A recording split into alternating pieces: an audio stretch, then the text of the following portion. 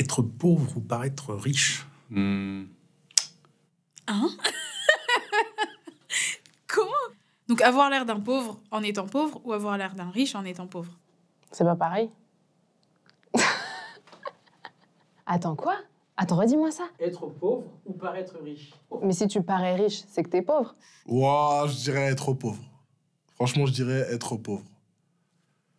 Pourquoi? Ah, je sais pas.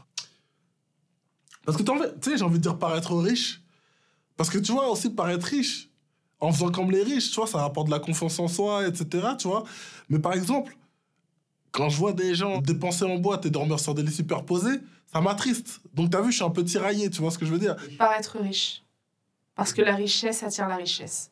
Donc peut-être que si je parais riche, bah, je serais plus pauvre.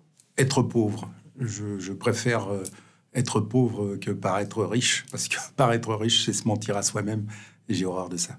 Il n'y a rien de mieux que d'être sincère, en fait. Vaut mieux faire preuve de sincérité envers soi-même et pas se cacher la vérité. La pauvreté. Je préfère être pauvre. Pauvre et intelligent. Parce que riche, c'est pas très raisonnable pour une personne. Oh, quitte à choisir, autant avoir les riches. J'ai pas envie que les gens me voient comme ça, tu vois. Enfin, quand je pense à la vraie pauvreté, vraie pauvreté, hein, pas pauvreté, mais j'ai le dernier iPhone, ma dernière paire et tout. Donc, quitte à choisir, autant être pauvre et sembler ne pas l'être. En fait, en adoptant un certain comportement, ça peut apporter une confiance en soi et ça peut apporter une attitude de gagnant. Paraître riche, ça peut vouloir dire aussi se lever tôt le matin, tu vois. Les riches se lèvent tôt le matin, les riches travaillent, attention, tu vois. Une attitude de riche, c'est pas forcément dépenser de l'argent, attention, tu vois. C'est pas forcément dépenser en boîte de nuit, des attitudes de riche, tu vois. Donc, je veux dire paraître riche pour le côté bienveillant du terme.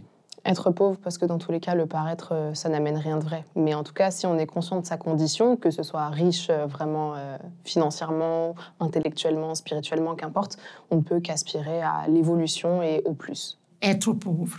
Être pauvre ne veut pas dire forcément être mal, quoi. Dans ces pauvres-là, on puise tellement de richesses. Pour moi, je ne suis pas riche, je suis pauvre. Comme la richesse attire la richesse. Peut-être que ça va me sauver de la pauvreté. Un combat à mener. Si j'étais un combat à mener, je serais le combat de toute une vie.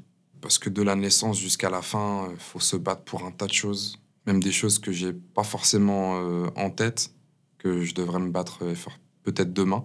La faim dans le monde, la pauvreté. Je me dis qu'il y a de l'argent qui est utilisé tellement bêtement que c'est pas juste et pour moi, c'est juste pas normal. Et je pense que je pourrais faire plus dans mon cas actuel, mais j'aimerais tellement que les gens qui peuvent avoir un vrai impact, quand on parle de vrai impact, il y a des gens qui peuvent vraiment que ce soit fait et ça, je trouve ça vraiment dommage. Donc ouais, ce serait la fin dans le monde. Si j'étais un combat à mener, bonne question, en vrai. Je ne saurais pas te dire. Parce que j'ai mon propre combat à mener. Donc, les combats des autres, ça m'intéresse pas. Bah, si je pouvais à moi toute seule combattre tous les hommes politiques, tous ceux qui m'ont fait chier, toute la merde qu'il y a, ouais. Ouais, je combattrais tout ça, ouais. Tu les combattrais comment? Bah, écoute, hein, si avec mes poings, venez, on va faire de la MMA. Si j'ai des armes, bah vas-y, on va se faire la guerre. Mais bon, j'ai pas envie de faire la guerre. Mais si je peux faire ça rien qu'avec mes mots, ouais, on s'assoit et je te tue. Si je peux tacler rien qu'avec ma parole, ouais. Et ils sont obligés d'écouter, mais ça, ouais. Avec la parole. Si moi, j'étais un combat à mener, il y a tellement de choses, mais pour moi, l'ignorance, c'est ce qu'il y a de pire. La connaissance, en fait. La connaissance, parce que l'ignorance, c'est ce qui fait tout ce qui se passe maintenant. Donc, si j'étais un combat, je serais plutôt la connaissance pour combattre l'ignorance, parce que c'est ce qui déchire ce monde-là. Et moi, mon combat, c'est l'injustice. Lutter contre le déterminisme social. J'en fais mon combat parce que je pars du principe que, malheureusement, les personnes qui sont justement prédéterminées par rapport à d'où ils viennent, ils choisissent justement une trajectoire où ils sont dans « Ok, je subis ma vie ». Et je trouve ça tellement injuste. Inconsciemment, ils ont intégré ce cadre de référence. En fait, le déterminisme social, c'est cette charge mentale qui est vraiment insupportable chez les minorités qui, malheureusement, pour avoir atteint un espèce de simple minimum, toutes les questions qu'ils doivent se poser, les chemins à détourner, ils sont tellement fatigués pour un minimum Et on se dit, mais c'est pas normal. Cette barrière-là, il faut vraiment la faire sauter. Pour moi, c'est vraiment un combat prioritaire. Je peux être vulgaire ou pas? Le regard des autres, c'est pas important. Parce qu'en soi, il faut arrêter de vivre à travers les autres. Le regard des autres, c'est le fléau de la nouvelle génération. Le regard des autres, c'est malgré tout important, mais il faut pas que ça devienne un poids outre mesure. En fait, c'est pas important, tu vois. En fait, encore une fois, c'est de la faute de la société qui veut ça, qui est dans le paraître, qui est dans la beauté, toujours, en fait, de montrer ce qui brille le plus, ce qui est le meilleur, ce qui vaut le plus cher. Donc non, en fait, vivez votre vie, vous cassez pas la tête. Le regard des autres, c'est une tartine de merde avec un supplément de merde dessus. Voilà. Le regard des autres, c'est un poids. Parce qu'en fait, on s'interdit tellement de choses à cause du regard des autres. Vraiment, il faut se délester de ça. Vraiment. Je remarque le regard des autres à chaque fois que j'ai une tenue vestimentaire spécifique. Donc, par exemple, quand je sors, je sais pas, en djellaba ou en boubou, etc. Là, les gens, ils regardent. Enfin, ça change, c'est bizarre. Je remarque le regard des autres à chaque fois que les gens dans la rue se retournent sur moi. En fait, des fois, je marche dans la rue, je suis accompagnée de copines ou quoi que ce soit, et tu vois ce truc des gens qui... Et puis...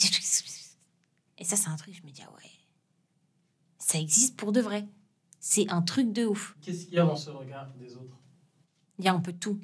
Déjà, ce regard-là, principalement, il est lié à ma différence, mon voile. Je remarque le regard des autres à chaque fois que je m'habille de manière traditionnelle. À chaque fois que j'ai des émotions négatives, je sens le regard posé vraiment sur moi. Je pense que parce que c'est l'inverse de qui je suis, en fait. À chaque fois que je dis que je suis infirmier. Par rapport à la carrure, parce que je suis assez grand et puis je suis comme un peu large. Ça doit étonner, peut-être, je pense. C'est peu commun. Je remarque le regard des autres à chaque fois que je suis moi-même. Pour plusieurs choses différentes. Soit les gens vont être surpris que la personne que je suis, parce que entre le paraître et l'être, c'est différent. Et je peux être complètement différent. Je peux paraître très froid et en fait, je vais être très facilement en train de déconner. Du coup, ouais, ça peut être aussi bien le regard des gens au terme positif que négatif. Avant, je m'habillais moins couverte. Enfin, moins couverte, je suis pas dénudée, mais genre par exemple juste un jean moulant, sans truc long. Bah là, je remarque le regard, par exemple. Anecdote bête. Un jour, je travaillais chez... Et puis... on m'a appelé pour un problème, je suis descendue. Et le mec m'a dit « Mais madame, je veux voir la responsable. » Et ça l'a un peu, je pense, offensé que de se dire la personne la plus haut gradée que je puisse voir aujourd'hui, ce serait une femme musulmane, voilée. Du coup, je pense qu'il était pas bien. Oui, les gens comme moi, comme nous, arrivent à accéder à des postes à responsabilité parce qu'on a des trucs dans la tête.